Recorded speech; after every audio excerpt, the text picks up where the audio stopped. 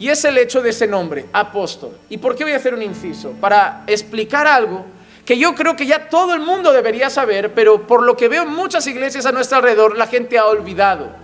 Y es la gran pregunta de si hoy hay apóstoles. De si hoy hay apóstoles. ¿Saben cuál es el problema? El problema radica normalmente en la mala comprensión de un texto de Efesios y en que se justifican cuando decimos que solo habían 12, en decir que la Biblia llama apóstol a alguna otra persona más allá de esos 12. Pero la primera cosa que yo pregunto, ¿en qué idioma se escribió el Nuevo Testamento?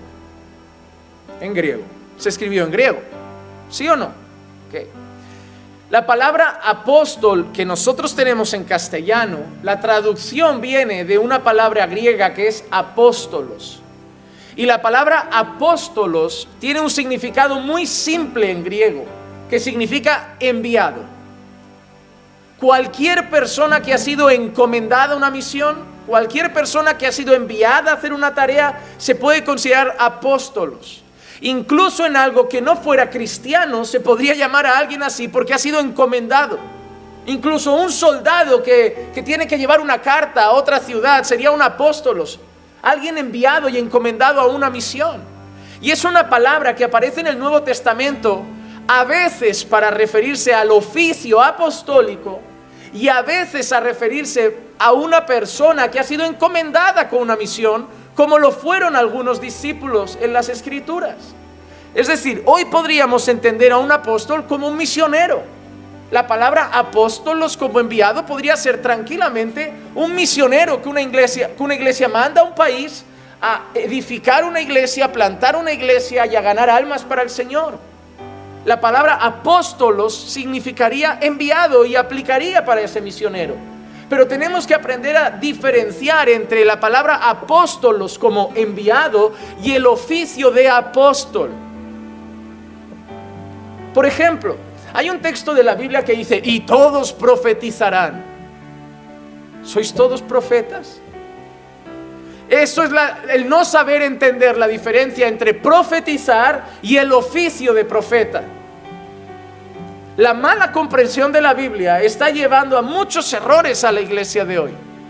Así que si la Biblia muestra en el Nuevo Testamento la palabra apóstolos en griego, traducida como apóstol en castellano, en otras personas que no fueron los 12, es porque simplemente significa enviado o encomendado. Pero apóstoles de Jesucristo como oficio apostólico no habían más que los que Jesús escogió, que aquellos que fueron designados por Jesús, es más, tenían que cumplir unos requisitos.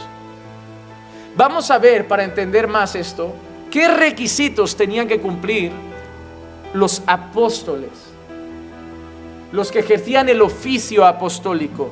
En primer lugar, tenían que ser testigos oculares de la resurrección de Jesús. Testigos oculares. Hechos capítulo 1, versículos 21 y 22 dice: por tanto, es necesario que de los hombres que nos han acompañado todo el tiempo que el Señor Jesús vivió entre nosotros, comenzando desde el bautismo de Juan hasta el día en que de entre nosotros fue recibido arriba, uno se ha constituido testigo con nosotros de su resurrección. ¿A quién están escogiendo? ¿Lo recuerdan? Al sustituto de Judas. Y para buscar a ese sustituto, ellos presentan unos requisitos. Que sea alguien que nos ha acompañado durante la vida de Jesús, el ministerio de Jesús, desde el bautismo de Juan hasta su resurrección. Alguien que ha estado con Jesús, que ha escuchado a Jesús, que ha caminado con Jesús, que ha estado con nosotros. Ese era el primer requisito. A la hora de buscar el sustituto de Judas, que sabemos bien que fue Matías.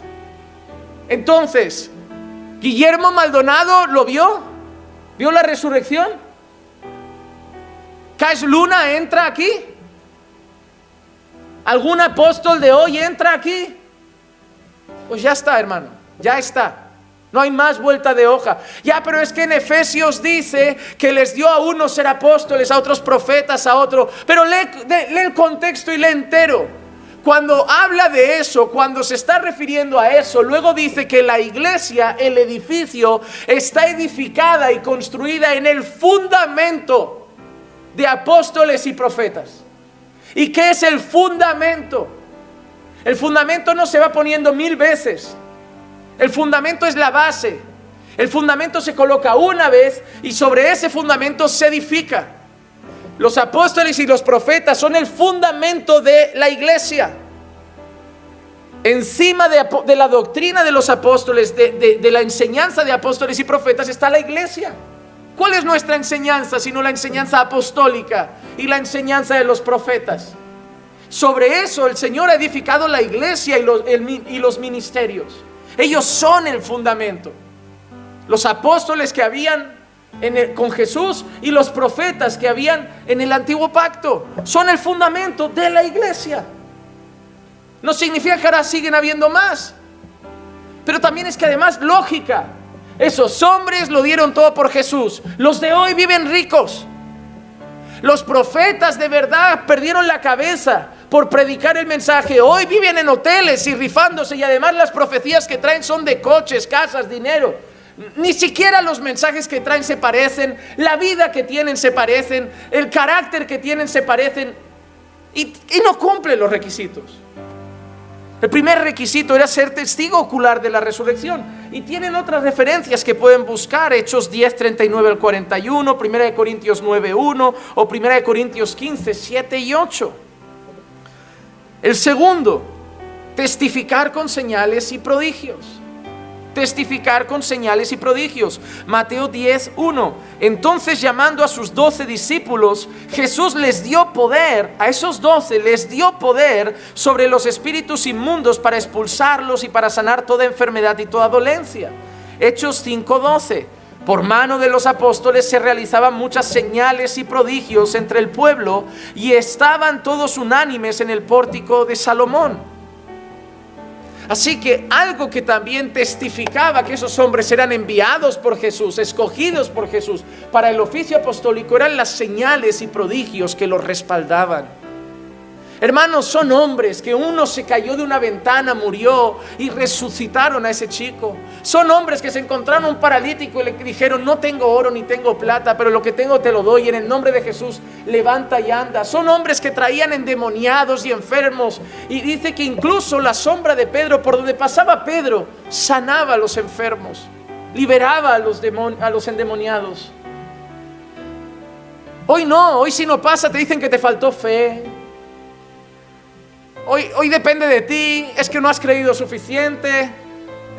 Si pasó es mi mérito, si no pasó es tu culpa. Mira que espabilados, Te has curado, es que soy un apóstol. No te has curado, es que te faltó fe. Es que son listos. No sé si ellos son muy listos o el pueblo muy tonto.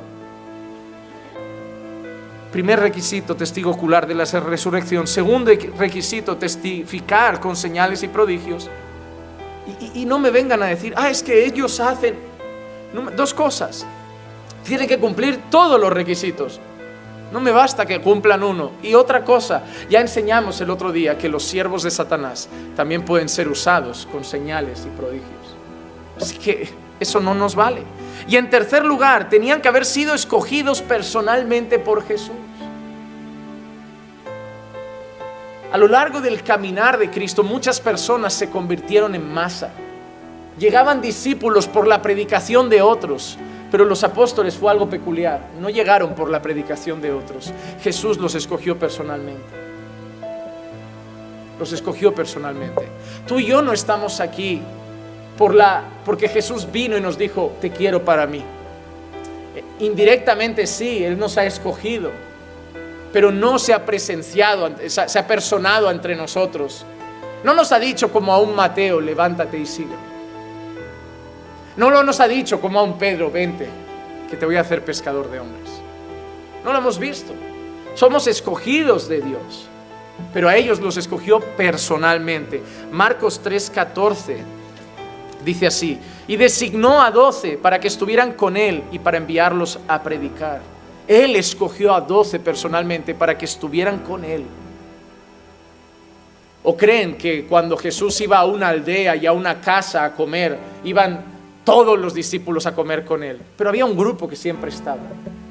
Había un grupo que siempre estaba. Lucas 6:13. Cuando se hizo de día, llamó a sus discípulos y escogió 12 de ellos, a los que también dio el nombre de apóstoles. Hechos 1:2. Hasta el día en que fue recibido arriba, después de que por el Espíritu Santo había dado instrucciones a los apóstoles que había escogido. Otras referencias, Hechos 1:24 o Hechos 10:41. Así que, hermanos, según los datos bíblicos, ninguna persona hoy podría ser un apóstol. Hermano, un apóstol era quien tenía derecho, como Pablo, de enviar una carta a cualquier iglesia y decir: a ese hermano entregadlo a Satanás. Un apóstol era alguien que podía mandar hoy una carta caminando por fe y decir: a ese hermano excomulgadlo, y nadie podría decir nada, porque actuaban bajo la autoridad de Jesús. Si hoy yo reconozco que esos hombres son apóstoles, tienen autoridad sobre toda la iglesia de Cristo, no solo su congregación, y eso es un peligro. Porque Pablo podía pisar en cualquier iglesia, dar instrucciones en cualquier iglesia, porque no eran la iglesia de Pablo, ellos eran apóstoles sobre la iglesia de Cristo. Si yo reconozco que ese oficio sigue vigente, reconozco que esos hombres tienen esa misma autoridad, y eso empieza a ser peligroso. Porque entonces, si vienen aquí y dicen: no te quiero pastoreando, cambia esto, lo tendríamos que hacer, porque tienen la autoridad de Jesús. Así que reconocer el oficio apostólico en nuestros días es muy peligroso y no es bíblico. Y el dato más curioso es que desde la fundación de la iglesia y que la iglesia se empiece a esparcir, tal y como vemos en el libro de Hechos, hasta el año 2001, nadie se había nombrado apóstol. 2000 años de historia habían entendido la Biblia. Y en el año 2001, una señora, según ella, bajo la inspiración de Dios, en una iglesia carismática, le profetiza a un hombre que ha sido llamado para ser el nuevo líder de lo que se llamaría la Coalición Apostólica Internacional y el nuevo apóstol de las naciones. De ahí en adelante empiezan a aparecer apóstoles a mansalva. 2001. ¿Cómo podemos creer en algo que empieza en 2001? ¿Se han equivocado 2000 años de historia? ¿Se han equivocado 2000 años de creyentes? ¿Se han equivocado 2000 años de pastores que no habían visto más apóstoles y profetas, y ahora somos más listos, más ungidos y más sabios, y hemos entendido que hay que empezar a levantar apóstoles? Que ya no importa que los elija Jesús, los puede elegir Maldonado mismo. No, hermano, la historia y la Biblia respaldan la idea de que no hay apóstoles en los días de hoy. Hoy si abres 4 o 5 iglesias ya te llaman apóstol. No, eres un plantador de iglesias, un evangelista, un misionero, un pastor. Pero no hay apóstoles según las Escrituras. 2000 años de historia avalan ese pensamiento, y aún así hay gente tozuda, terca y necia que se pelea para defender a sus apóstoles. Así de torcida como está la Iglesia Católica Romana para muchos de nosotros, por el mismo caminito va la evangélica. Por el mismo caminito va la evangélica. No se trata de lo que Dios pone en mi corazón. Nada de lo que salga de este púlpito, jamás, ni de Marcos ni de mí. Dios nos libre de empezar un mensaje diciendo: Dios ha puesto en mi corazón. Dios, no, jamás. Jamás. El corazón es engañoso. Que todo lo que salga de este púlpito sea: así dice el Señor, y tenga capítulo y versículo. Porque ustedes necesitan Biblia, no nuevas revelaciones. Dios no me ha llamado a ser un predicador moderno, o ser un predicador con imaginación y creativo. Dios me ha pedido ser fiel. Y según lo que veo en las Escrituras, no hay apóstoles. Hay enviados, la palabra apóstolos, pero el oficio no. El oficio no. El oficio no. Hay una pregunta que tiene que ver con el versículo de Efesios 4:11 que habla de los 5 ministerios donde aparecen profetas, apóstoles, maestros, pastores y evangelistas. Y la pregunta es si esos ministerios están presentes hoy. Vamos a hablar un poquito de eso, de esa pregunta controversial. There is a question related to Ephesians 4:11 and the 5 ministries: prophets, apostles, teachers, evangelists, and I'm missing one more, pastors. Thank you. Do you think that those 5 ministries are present today? And if not, why not? I think the question is related to the so-called apostles of today. So let's talk about it. Claro. Bueno, creo que no hay duda alguna de que los dos primeros posiciones o posiciones apóstol y profeta ya no están en existencia en nuestra época. Yo citaría varios textos. Efesios 2, versículo 20, dice que conforme la iglesia fue edificada, Cristo es la principal piedra del ángulo y los apóstoles y los profetas establecen el fundamento. Cuando tú construyes una casa, solo construyes el cimiento una vez nada más y lo haces al principio durante la construcción de la casa. No continúas colocando cimientos en el segundo y tercer piso y colocas otro cimiento en el techo. El cimiento es un acontecimiento que sucede una vez, únicamente al principio, y todo lo demás descansa sobre ello. Esto es lo que el ministerio de los apóstoles y profetas era. En eso consistía, ya que eran los que hablaban con la autoridad de la revelación divina de Dios, la mayor parte de la cual fue registrada en los 27 libros del Nuevo Testamento o respaldando uno de los libros del Nuevo Testamento. Cuando esos apóstoles dejaron de estar aquí en la escena, no fueron reemplazados cuando ellos murieron. Efesios 3, en el versículo 5, habla de los apóstoles y profetas habla de que recibieron revelación directa de Dios. Ese es un ministerio único que solo ellos tenían. Ahora tenemos la fe que ha sido una vez dada para siempre a los santos. Si es nueva, no es verdad. No hay revelación nueva que se da en la actualidad por parte de Dios. También habían requisitos para ser un apóstol. Y en el libro de los Hechos, versículos 21 en adelante, creo que hay algunos requisitos que se dan. Uno, tenías que estar con el Señor desde el principio de su ministerio público hasta el final. Eso es imposible de replicar el día de hoy.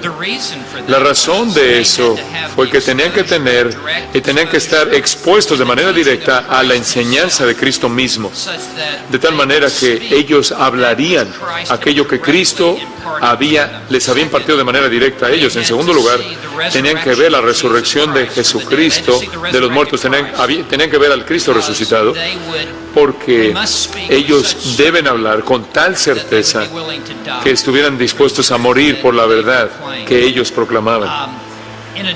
Además de esto, 2 de Corintios dice que los apóstoles eran confirmados mediante el hacer señales y milagros. Era una certificación de que estaban recibiendo revelación directa por parte de Dios. Esa es la razón por la cual cuando Pablo comienza sus cartas, él dice: Pablo, apóstol de Jesucristo. Él está afirmándole a la iglesia que lo que está por seguir de manera subsecuente en este libro es por revelación divina de parte de Dios, y que Él está hablando con la autoridad de la cabeza de la iglesia, Jesucristo mismo, de tal manera que lo que el apóstol enseñaba se volvía algo obligatorio para la conciencia de las vidas de la iglesia y obligaba a la iglesia a lo largo de la totalidad de la época de la iglesia hasta la época en la que Jesucristo regresara, de tal manera que cuando Pablo escribe como apóstol, tiene autoridad sobre todo creyente, en toda iglesia, en toda generación, en todo continente, a lo largo del resto de la época de la iglesia. De tal manera que esa fue una posición extraordinaria, y tener la responsabilidad de ser apóstol. Y los profetas vinieron junto a los apóstoles y ellos también hablaron revelación directa de Dios.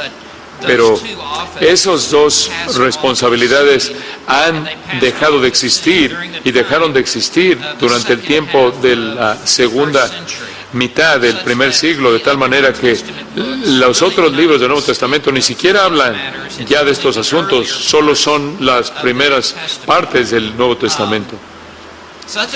Es un asunto tan serio que cuando alguien dice, si alguien en nuestra actualidad dice que es un profeta apóstol, y si te dice que son profeta apóstol, tienes que huir de ellos porque no son enviados por Dios. Ahora lo que tenemos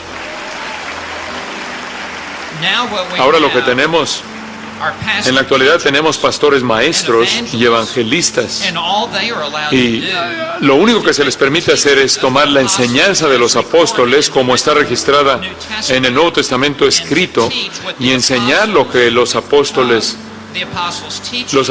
la enseñanza de los apóstoles como se ha registrado en el canon escrito en las escrituras del Nuevo Testamento. Y por lo tanto, toda iglesia del Nuevo Testamento debe ser una iglesia apostólica. Permanecemos bajo la autoridad de los apóstoles, así como ellos enseñaron bajo la autoridad de Cristo, y conforme enseñamos la palabra de Dios, de la cual fueron parte de escribir o respaldar a otro que había escrito esos libros. Eso es un asunto serio, decir que hay apóstoles el día de hoy o que hay profetas el día de hoy, porque no lo hay. Por lo tanto, todo predicador debe predicar únicamente lo que los apóstoles registraron, y todo evangelista debe hacer lo mismo, el evangelio que fue registrado por los apóstoles en el Nuevo Testamento. Es un asunto muy importante, y el ministerio de los apóstoles y profetas está limitado únicamente al primer siglo. Simplemente para añadir a eso, estoy de acuerdo con todo lo que dijo Steve, solo simplemente para añadir esto. En el movimiento carismático hay gente que dice que son apóstoles y profetas. También dicen que tienen revelación nueva, que Dios está hablando. Si Dios está hablando, el Nuevo Testamento no ha terminado de ser escrito, de tal manera que tenemos otro testamento que viene. ¿Qué es lo que Dios está diciendo? ¿Quién lo está escribiendo? Esto es usurpar el poder y autoridad con el propósito de elevarse uno, exaltarse uno a sí mismo para manipular. En el movimiento carismático, el origen de la verdad, en lugar de que sea de la palabra de Dios, viene desde adentro, del interior de una persona. El Señor me dijo, el Señor me habló, tuve esta impresión, tuve este sueño, tuve esta visión. Entonces, desde el principio, ese movimiento está mal, porque la fuente de la verdad es la persona, está adentro de nosotros, es intuitivo, no externo. La realidad es que la palabra de Dios es externa, está afuera de nosotros, está en este libro. Entonces están mal porque sea cual sea el sentimiento, visión, experiencia, sueño, visión que tenga, la consideran como legítimas y verdades, y la fuente de la verdad entonces está mal.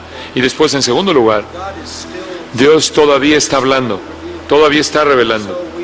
Entonces tenemos algún tipo de persona, unas revelaciones ahí X, sin importancia, que dicen que son de Dios, pero no viene de gente que tiene buena teología, viene a gente que tiene teología mala. Entonces debemos creer que Dios está certificando la teología mala y que está dando revelaciones a maestros malos, inclusive a maestros falsos. ¿Y por qué Dios haría eso?